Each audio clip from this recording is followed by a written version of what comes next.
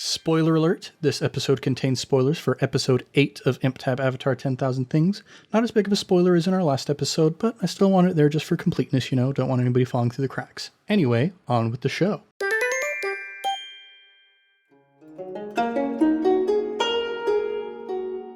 What's shaking, everybody? It's the Obligatory Talkback, the show where we step outside the narrative and break down the story from our perspective as very professional actors. I am very professional actor Ned Wilcock, your host and GM. In this Talkback, we're discussing episodes 4 through 7 of ImpTab Avatar 10,000 Things, which means I'm joined by... Caleb Anderton, professional talker person who talks into a microphone sometimes for money. Such professional talking.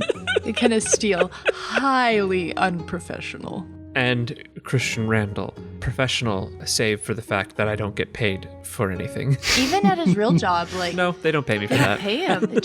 We're surviving on my good looks. Yeah. We are very poor. Oh my gosh. Hey, I also forgot to mention, because of wibbly-wobbly, timey-wimey weird stuff, I don't have laryngitis again. I am still recovering from the same bout of laryngitis that you might have heard me recovering from on a different episode. But, things do get a little bit wibbly-wobbly around here. When you're recording in over a dozen different worlds, it all just kind of mashes into a weird soup. Soup. But, like I said, in this talkback, we're going through episodes 4 through 7. This is essentially the Pie Show tournament arc of our campaign.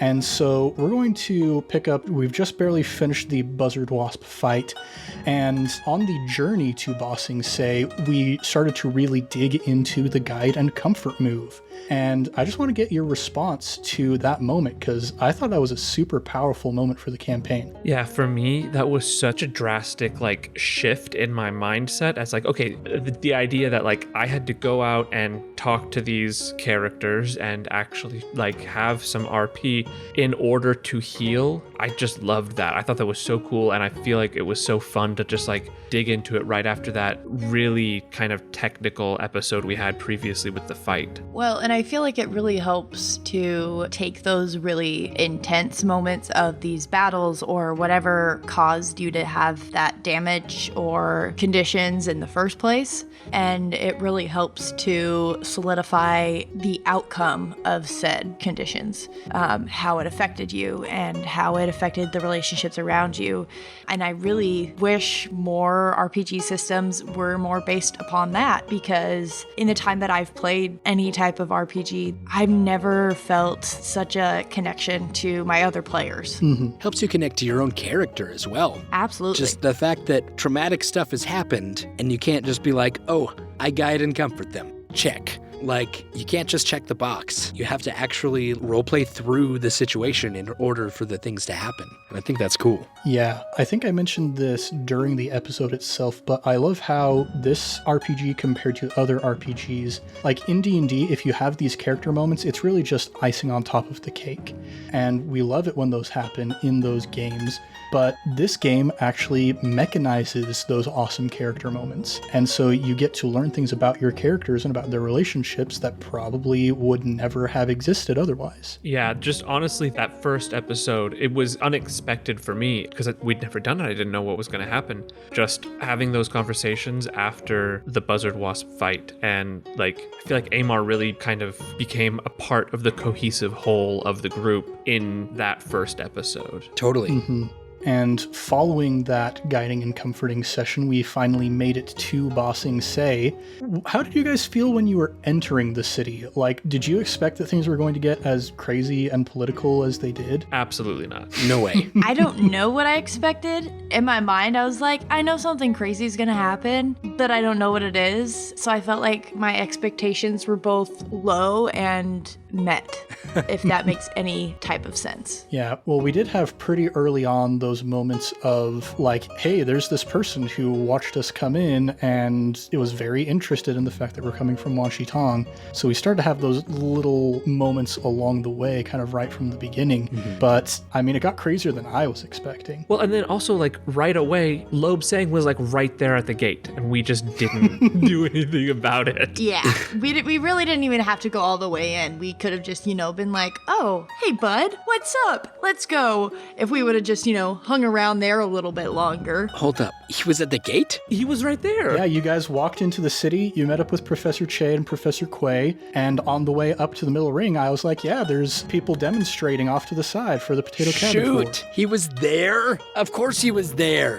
Duh. But did we just give out spoilers? Yeah, I'll add a little disclaimer at the beginning to let people know that there will be spoilers, but yeah, then starting to get even more deep into Bossing Say. So we've talked a little bit about how much of this campaign is improv as opposed to like our Fate episodes, which are 100% improv. But to pull back the curtain a little bit, when we entered Bossing Say, here's everything that I had prepped. I had one line of description for Professor Che and Professor Quay each. I had an outline of what had happened in Bossing Say leading up to this point, and I had combat stats for Tiya and the Dai Li, and that was it. Really? That was everything I prepared for Bossing Say. Wow. That's fun. I'm curious then. You did not expect this to go anywhere that it went, did you? I had no idea. Like, as soon as you guys talked about the game night and the Pie Show tournament, I was like, oh, yep, this is where we're going. It was so fun. That was one of my favorite moments because McKenna, you were like grasping at straws. You're like, yeah, if there's any parties or, like public meetings and then you were like fumbling. You're like, game nights. I don't know. And I laughed at that. I'm like, that's hilarious. And then Ned latched onto that and he's like, oh yeah, there is a Pie Show tournament. And it was so good. Perfect. So just again, jumping on the improv idea, in these episodes, I mentioned that Jetsoon had never won a Pie Show tournament. Or even a game of Pie Show, right? Won a Pie Show game. It's coming from real life because I never let you win. I'm really bad at everything. Yeah.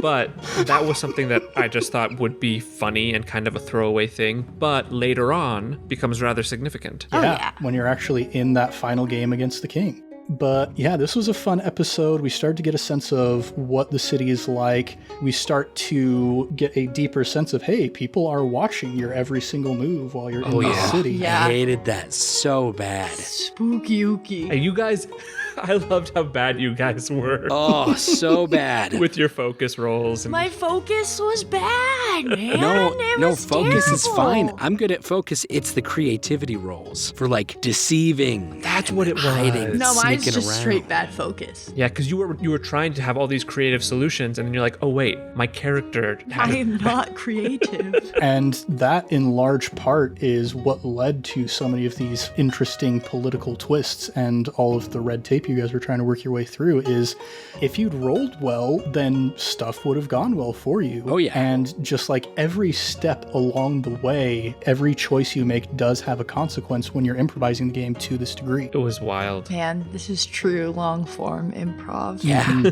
I used to shake in my boots at 10 minutes of that. Yeah, we used to struggle to get to the 10-minute mark when we were doing a scene on stage, and now here we are doing like 45-minute episodes on the regular. But yeah, then also in this episode we had that fun little training montage with Jetsoon learning how to play Pie Show. That's right. Banging pots and pans. In the library. In the library. We should know better. We're librarians. Yeah. Technically. Yeah. But then eventually we finally got into the Pie Show tournament itself. Just my first question with the tournament is, why was that so intense? So I don't intense. know. So much more intense than it. Like, we were all sweating while recording. We were all like so stressed about what if we all lose our Pie Show games? It's over. What are we going to do? Then what's the plan? We have no plan. I think part of it is with tabletop role-playing games, you're very used to combat against a big scary monster or something rearing its ugly head in your face. It's a very different thing to be facing political intrigue and people where, you say the wrong thing, and even though it's just in this game, that's gonna, hold major consequences. The Dai Li are gonna come after us in our sleep and stuff like that. It was just a very different kind of stress in game. And then Ned throws Tiya at us at the tournament. Ugh, she's so hot. Yeah, what did you guys think about that reveal? That was kind of the first major secret reveal of the campaign.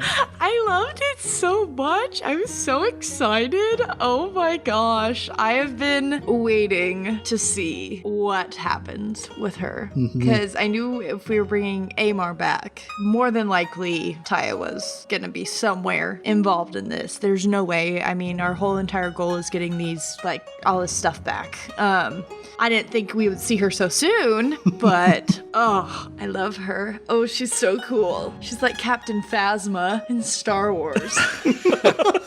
Yeah, this was a really fun thing for me as the GM. So, like, in the last episode, McKenna talked about how she feels like a horrible player because she doesn't give the GM enough information about the character. But this definitely was a moment where it was like McKenna left Tiya as a very blank slate for that first one-shot, and that allowed me to really just take it and run as hard as I could. You're so welcome. I feel like I should have seen it coming, and I absolutely did not. I was shocked when she came out, and I was like, oh no, this is very bad. It was also really fun to play with that dramatic irony where we all know who she is, but none of our characters, like even Amar with his memory loss didn't know who she was, so none of our characters, like we all could tell she was important, but we didn't realize to what extent until, I mean, I really don't think our characters really understood it until Jetsoon had that Pai show match at the end of the tournament. Yeah. And that was really only because of those crazy good harmony rolls that I was lucky to have for the the training we did. Yeah, and we mentioned a little bit last episode, like Christian, you asked Caleb that question of, is it difficult to portray Amar? Like, Caleb, you know stuff that your character doesn't. And that is something that is kind of an interesting through line with this entire campaign is we know a lot as the players that our characters have no way of knowing.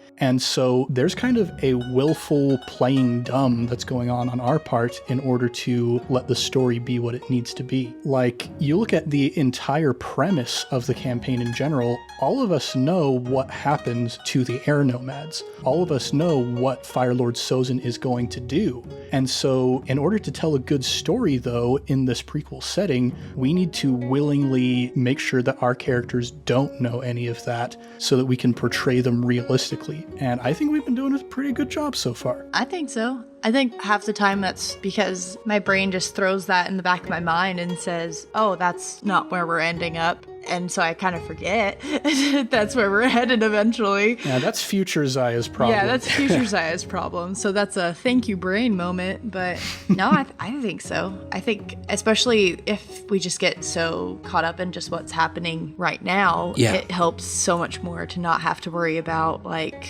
what's going on with endgame things. Well, like, yes, that's stuff that's going to happen in the future, but yeah, just like you said, McKenna, in many ways, it doesn't pertain at all to what is going on right now. And that's what makes stories interesting, is what is going on with these characters right here, right now. Yeah, and I mentioned last time a little bit of that research I'd done about how to make a good prequel, and I guess this is a good time to dig more into that. The thing with doing a prequel is we already do know the end from the beginning, and so we can't have the stakes of this story be about questions that already have clear outcomes. We're not asking the question of, can we save the air nomads? We're not asking the question of, can we stop Firelord Sozin? So we need to make sure that we focus on the smaller things. We need to find stakes that still have some ambiguity. And the way that we do that is by asking the question of, what were the unseen story arcs of what was happening during this time? While Aang was off with Monk Gyatso training in the Southern Air Temple, what was everybody else doing? What are the personal struggles they're going through? What are the heartbreaks that they're experiencing? What are the relationships that they're building? Who are these new characters? That's a good example of why Rogue One is a pretty darn good prequel. Oh, so good. We have all of these new characters with their own motivations. We know that all those characters are going to die because they're not in the original trilogy, but we care so much about them because of their personalities and because of their wants and their struggles. And so that is how we've tried to structure this. We're not focusing on the kings, we're focusing on the pawns, essentially. Ooh, I like that. Very poetic. Oh, thank you. I do have a question. It kind of just going back to Ned's question, I guess. For you specifically with Tiya, what was going through your head when she showed up? Like that very first moment and through the whole pie show tournament, what were you thinking in and out of character? Well, I guess mostly out of character because in character you didn't really know who she was. Well, I can't let you guys know what she was thinking in character because there's still a lot of layers of this onion that you guys have to get to. Yeah. But what I was kind of thinking out of character by introducing Tiya at this point is because we have a story that we're crafting that's so focused around the wants of you guys and your characters, there's a lot of talks in the RPG community about the idea of railroading. Like, is the GM forcing us to do something because it's just part of their story?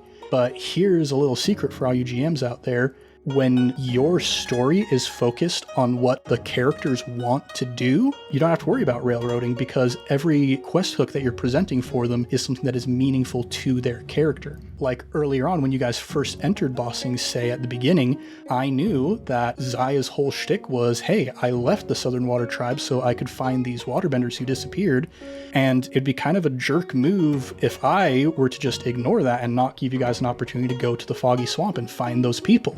So that's why we have Professor Che showing up and being all like, oh, hey, I know about these waterbenders in the Foggy Swamp. And then we have this thing with Tiya as well, who is obviously very connected with Amar's background.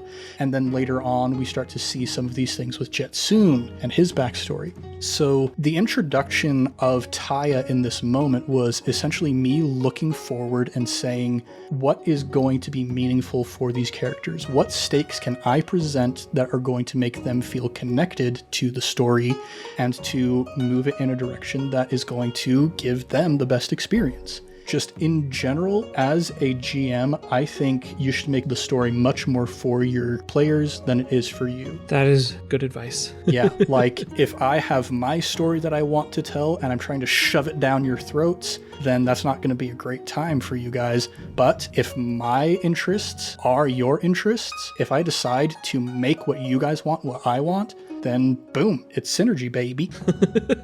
Synergy, baby. Kind of a basic question, but what was your favorite pie show match you played? For me, it was probably the one I played with Amar. Ooh, that was a good one. Not your girlfriend? That one was fun. It led to some fun stuff, but the one with Amar was just hilarious. That was good. I liked the one where I almost got caught, just because that was just kind of exciting, because I almost got caught. You got beat by a little girl, yeah. She was something else. I think that was fun. I think that's also something that added another intensity to the pie show tournament, was, especially for me, majority of the time I was trying to cheat just because my rolls were bad anyways, and I just had to cheat. So that added another level of, if I'm cheating and I get caught, then the die leave. So yeah, that one for me was really fun. Boy, of my pie show games, let's see, I had Rion Sungi, I had the really boring guy. The most average man in the world. Yeah, he was pretty fun. Honestly, I don't know why. He needs to be an average at something. Sorry, I just remembered this. I recently listened to that episode, and Jetsoon, you had a moment also where you beat a kid. I think it was on the entry level. Like, just to get into the tournament, you beat like a 5th grader, and they were like livid. And you said like, I fear I have made an enemy for life. I'm really hoping that that kid ends up being the final boss in this campaign. Planted by Tiya at the very beginning. Yes. That'd be amazing. Dude, speaking about that initial qualifier and going back to McKenna's comment about the cheating mechanic that we had that kind of upped the stakes, I don't know if any of you could hear it in my voice at the very beginning when Christian was the only one who actually succeeded in the qualifying round. Yeah. You might have been able to hear me kind of like, shoot, how do I get everybody into the tournament? You guys can cheat. Who wants to cheat? You made that up. It's improv. He makes everything up. Of course he made it up. Yeah, because I was like, this is going to be so boring if Jetsoon is the only one who gets to play Pie Show for the entire tournament. So it started out of necessity of me just trying to get you guys to still have a chance to play, and it did turn into a very intense part of the tournament. But come on, I mean, you know Amar and Zaya. Oh, would have cheated as soon as they could. Yeah. Oh no, I just mean, if we didn't make it into that tournament, there's no way we would have just sat on the side sidelines watching a Pai Show tournament. Oh, yeah, that we too. would have gotten into other shenanigans. But I did enjoy the moments where I did sit and just watch because I had like popcorn and stuff, and that was great. That's true. But yeah, reminiscing about all of these different characters that we ran into, that was the thing that surprised me the most from the Pai Show tournament was how many people you met. Like the networking that you did, all of the allies that you gained during that tournament. I really did enjoy Huli. The old person flirting was amazing. That's one word for it. I do not look forward to 40 years down the road. But yeah, I guess what surprised each of you the most from this tournament? How long I stayed in? I would say, honestly, the most surprising / scary thing was the fact that I knew who Tiya was and I knew that she was there. I think probably the roguish ne'er-do-well was my most surprising opponent. I liked him as well. I think what surprised me most was the stakes. I wasn't expecting the Pai Show tournament necessarily to be like, we already know that, okay, there's creepy watchers in the shadows and stuff. This Pai Show tournament is probably going to be kind of a separate little, side quest so that we can meet the Earth King. And then the Dailee's going to come back into it. But no, they were there the whole time. And that surprised me. Yeah, just their pervasive presence was Everywhere. I feel like you guys kept getting so much more noticed than me. It's because we're super cool people. Yeah, we're just noticeable. Super cool hot people. Yeah, exactly. Also, you were the ones who were like actively going out into the streets while Jitsun was just sitting in the library the entire time. That is also true. That too. He got noticed when he was playing tour guide. That's true. When were you playing tour guide? With Quay? Professor Quay or Che? One of the two. One of the Like two. back to the library? Because I'm an insufferable know-it-all, I was trying to give them a tour of the city. Oh, that's right. Yeah. Yeah. But it was that was a fun aspect to play, was this character who always has that front on of knowing everything and, being wise old man, going into a situation where he knew he had never in the past been successful. I loved that. What a gift. Yeah, one thing that I had been meaning to mention last episode, but never got a chance to, is when you were talking about the idea of playing a character who is smarter than you are in real life, how sometimes you just kind of have to let go and see what comes out of your mouth. Honestly, I think that's the best way to do it, because some of the stuff that Jitsun says is pretty darn profound. Yeah. Yeah. Well, let's remember he's the one saying it, not me. Yeah, you just trust that your character is going to say something profound and you just let him say it. And talk a lot, then one of the things you say might be profound. Well, we've been talking a lot here. Any other thoughts that you guys have from this first half of the Bossing Say experience? I will say one more thing. I love how many irons it put into the fire. Like, so many threads were laid during this first part that during the second part we had to deal with the consequences of, or just follow up with, and everything felt significant and justified in the end, which is something I think is really cool with improv, that maybe if it had been more pre-written or planned, we might have missed certain hints or things that were dropped. But in this, you really only need to drop the hints that, or you only need to justify the hints that you dropped. So if you drop a hint, you just follow up with it. If you don't drop a hint, you don't have to follow up with it. So it might be a little bit of an easier thing. I don't know. My brain's jelly. Well, I have one more question for all of you guys. Who is your favorite NPC in Bossing Say so far? Man, Professor Che is mine. Yeah. Or Quay. I can never tell them apart. I'll be honest. Both of them are fantastic, but I also really like Huli. That was my choice. Huli was pretty I great know too. it was your choice. We all knew that was your choice because she's amazing, though. Huli, who makes tea. She was so fun. But the thing is, there were so many good ones. There were just a ton. Well, there were just also so many more NPCs. Like, Yeah. Well, it makes sense because we're either in the library where you already know everybody and it's smaller, or we're in the desert. So once we get to a populated area, there's going to be a lot more NPCs. Oh, yeah. I do think that the librarian of the university library is one that I enjoyed as well. Little moment, but I enjoyed him. Yeah, one of my personal favorites is Ryan Sungi. He's actually kind of inspired by a real-life musician by the name of Adolf Sax, the inventor of the saxophone. Really? That's cool. That's awesome. This guy, he grew up in a musical family. His parents did some work on like refining the French horn, and then he comes along song, he basically invents the format of the mellophone and the baritone horn that we still have today, and he just invents the saxophone straight up because he wants something that has the flexibility of a woodwind but the projection of a brass instrument.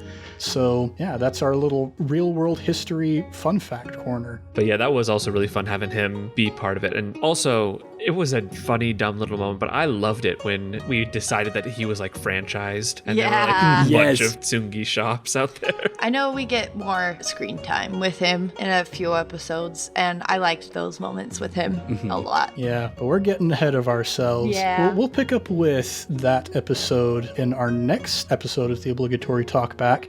But for now, thanks everybody for listening, and thanks for being an ImpTab patron. Through your generosity, you're making dreams come true, and you're helping us produce more stories for you and all the rest of our fans. If you have questions, comments, or anything else 10,000 Things related that you'd like us to discuss on the Talkback, you can feel free to let us know by reaching out on social media with the handle @ImprovTabletop, or you can email us at improvtabletop@gmail.com, or if you're a member of our patron-exclusive Discord, you can reach out to us there as well. If you give us those suggestions, we'll add them to the list, and hopefully you'll hear our response during a future episode. But until next time, I am Ned Wilcock, very professional actor, and I've been joined by Caleb Anderton, microphone talker guy. McKenna Steele. And Christian Randall, my toe hurts. My toe's covered with a kitty. I'm very jealous. Well, much love and stuff, everybody. We'll catch you next time on the Obligatory Talkback.